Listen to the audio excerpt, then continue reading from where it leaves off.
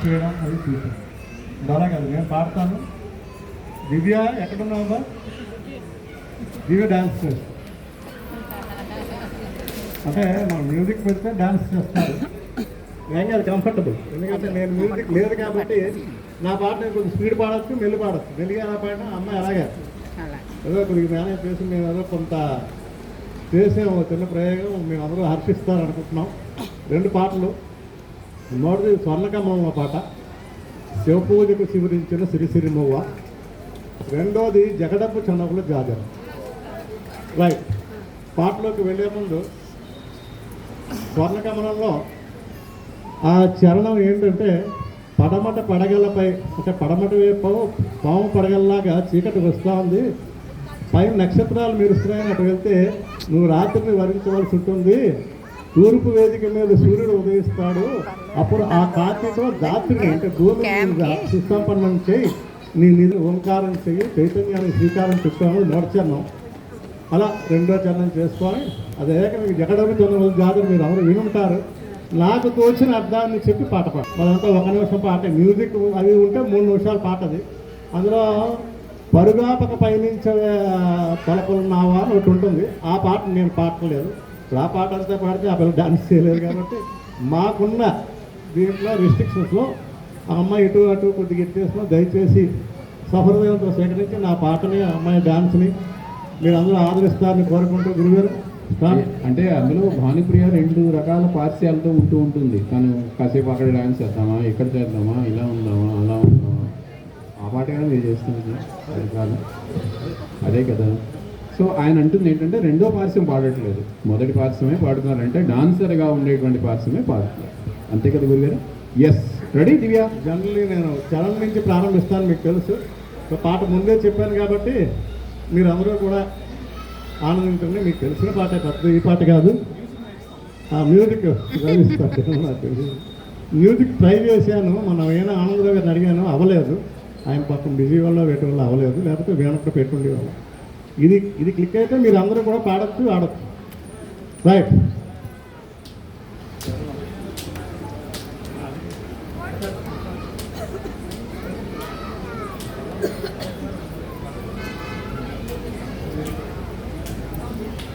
పడమట పడగలపై మెరిసే తారలకై రాత్రిని వరించకే సంధ్యా సుందరి, తూర్పు వేదికపై వేకువనత్తకి వై ధాత్రిని మురిపించే కాంతులు చిందవే, నీ కదలిక చైతన్యపు శ్రీకారం గాని నిదురించిన హృదయ రవళి ఓంకారం గాని శివ పూజకు చివరించిన సిరి మువ్వా, సిరి మువ్వా, సిరి మువ్వా, మృదు మంజుల పదమంజరి పూచిన పువ్వా, సిరి మువ్వా, సిరి మువ్వా, యతి రాజుకు జటి స్వరముల పరిమళమివ్వా, సిరి మువ్వా, నటనాంజలితో బ్రతుకును తరించనివ్వా, సిరి మువ్వా, సిరి మువ్వా.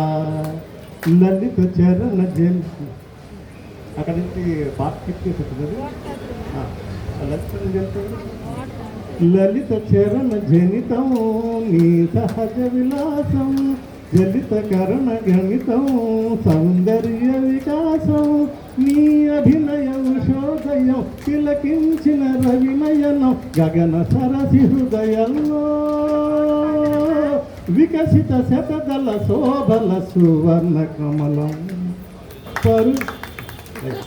ఇందులోని ఆ అమ్మాయి డ్యాన్స్ నేర్చుకోవాల్సిన అమ్మాయి తను అది వదిలిపెట్టి వీటి కోసం పరిగెత్తుకుంటే చివరిలో శ్లోకం వస్తుందండి. చివరిలో ఆ శ్లోకం అందరూ వినవలసిన శ్లోకం. ఆమె దాని డ్యాన్స్ లేదు, ఓన్లీ ఎక్స్ప్లెనేషన్. శ్రేయాన్ స్వధర్మో విగుణ పరధర్మాన్ అనుష్ఠిత, స్వధర్మే నిధనం శ్రేయః పరధర్మో భయావహ.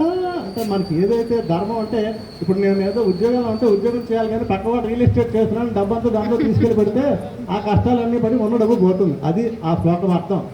ఏదైతే మనం చెయ్యాలో ఆ పని చేయాలి కానీ పక్కవాడిని వాళ్ళని చూసి ఆ పనులు మనం చేయకూడదు. అది భగవద్గీత శ్లోకార్థం. అంటే పరధర్మో భయావహ అని చెప్పారు. ఇదండి స్వధర్మో నిధనం సేహ పరధర్మో భయావహ అని చెప్పారు. నెక్స్ట్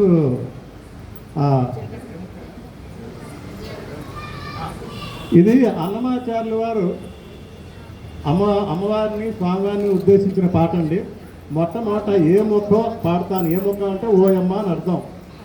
ఏ ముఖం చిగురు టదరమున ఎడనెడ కస్తూరి నిండనే నీ పెదాల మీద కస్తూరి ఎక్కడి నుంచి వచ్చింది అని చెలువులు అడిగారట. చెలువులు అడిగితే వరకున్న ప్రాణేశ్వరుపై విసిరిన ఆకొన చూపులు నిలువుగా పెరుగున నెత్తురు కాదు కదా నీకు ఈ కస్తూరి ఎక్కడి నుంచి వచ్చింది అంటే ఆవిడ సిగ్గుపడిందట.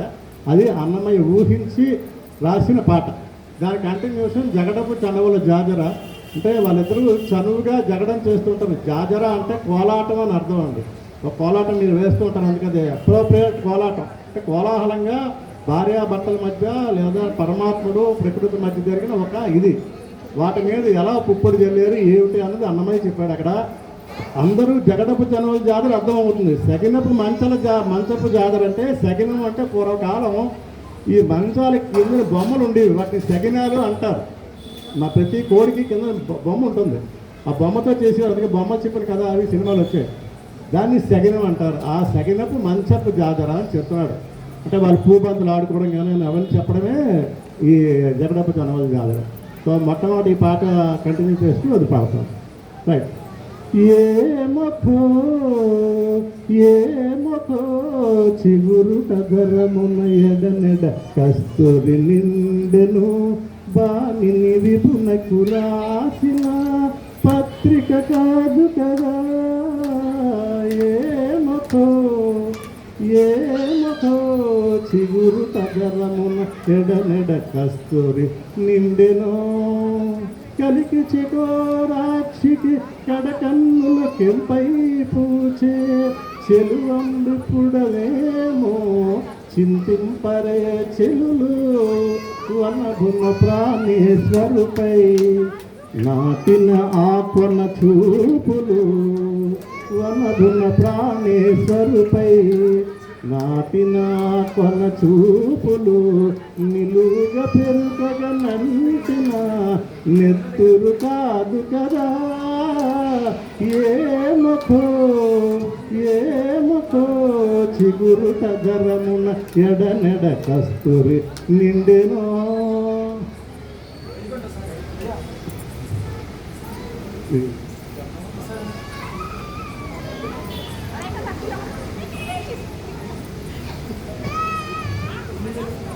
మొల్లలు తిరుములు ముడిచిన బరువున మొల్లపు సరసపు కురిపెమున జల్లన పొప్పటి కారగపతిపై కన్నేరటి వలు జాజరా జగడపు చనవుల జాజరా సగినల్ల మంచపు జాజరా జగడపు చనవుల జాజరా పారపు కుచముల పై కడు సింగారపు నెరపెడి గంధవుడి చేరువ పతిపై చింతగా పడకును సారెకు చల్లేరు జాజర జగడపు చనవుల జాజర సగినల్ల మంచపు జాజర జగడపు చనవుల జాజర.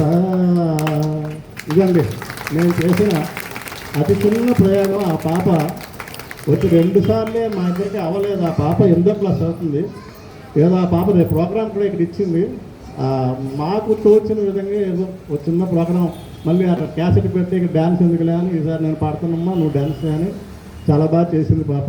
అందుకే ఆ పాపకి నా సంపూర్తి హృదయపూర్వక కృతజ్ఞతలు. ముందుగా దివ్యకి గట్టిగా క్లాస్ కొడదాం. మొదటి పాట ఓకే ఎందుకని అంటే అది అందరికీ తెలిసినటువంటి పాట. రెండో పాట అన్నమాచార్య కీర్తన. దానిలో బోల్డ్ అంత భావం ఉంది. తను చేసింది డ్యాన్స్ తెలిసిన వాళ్ళందరికీ అర్థమై ఉంటుంది. ఎంత చక్కగా చేసిందంటే భావాన్ని అర్థం చేసుకోకపోతే భంగిమ రాదు. తనకి భావాన్ని అర్థం చేసిన గురుగారు మీరు నేర్పించారా భావం తను సొంతంగా నేర్చుకుందాం. తను సొంతంగా నేర్చుకుంది భావం. ఆ భావం అర్థం కాకపోతే ఆ భంగిమ రాదు. ఆ పాటలో ప్రతి పదాన్ని తను అర్థం చేసుకుని తను చక్కగా డ్యాన్స్ తల్లి గౌడ్లెస్ సూపర్గా చేసావు. అద్భుత, సూపర్, చాలా బాగా చేశావు. Thank you sir. ఇది ఒక కొత్త ప్రయోగం మన దగ్గర మన వాళ్ళు చేస్తున్నది. ఇది ఇలాంటివి ఇంకా కొత్తవి రావాలన్నదే మనకి కావాల్సినటువంటిది కూడా. సో దట్ ఏంటంటే మనకి అపీలింగ్గా ఉంటుంది, పిల్లల్ని ఎంకరేజ్ చేయడానికి కూడా ఒక అవకాశం మనకి వస్తుంది. గురుగారు ఇంకా మాట్లాడతారా? అమ్మని వెళ్ళు. ఏమైంది ఇవాళ మీరందరూ సుబ్రహ్మణ్య హోమం చేశారు కదండి. సుబ్రహ్మణ్య హోమం గురించి చెప్పకుండా సుబ్రహ్మణ్య స్వామి తాలూకా పెళ్ళి మన వినాయకుడు చేశాడు. ఎందుకంటే సుబ్రహ్మణ్యుడు అంటే దేవతల తాలూకా సేనాని. ఆయన అడవిలోకి వెళ్ళి వల్లీదేవిని చూడడానికి వెళ్ళేవాడు. ఆ వల్లీదేవి ఆయన చూసేది కాదు.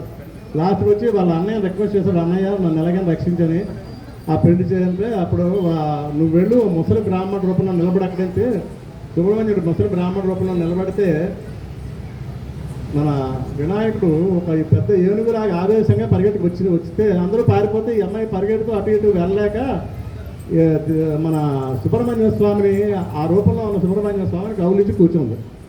అప్పుడు వెంటనే ఈ వినాయకుడి తాలూకా ఈ రూపం మాయమైంది. అలా అప్పుడు ఆయన సుబ్రహ్మణ్య స్వామిగా గుర్తించి వాళ్ళిద్దరికి పెళ్లి జరిగింది. ఇది వల్లి. దేవసేన అంటే దేవతల యొక్క సేన తాలూకా ఆయన సైన్యాధ్యక్షుడు కాబట్టి దేవసేన ఆటోమేటిక్గా ఆయన భార్య అవుతుంది. ఇక్కడ ఎలిగరికల్ అంటే అర్థవాదమైన ఒక కథ. ఇది వల్లి దేవసేన సమితి అన్నారు. నెక్స్ట్ పిల్లలు పుట్టిన వాళ్ళకి చాలా ఉపయోగం. సర్పదోషాలు ఉన్న వాళ్ళకి కూడా నశిస్తాయి.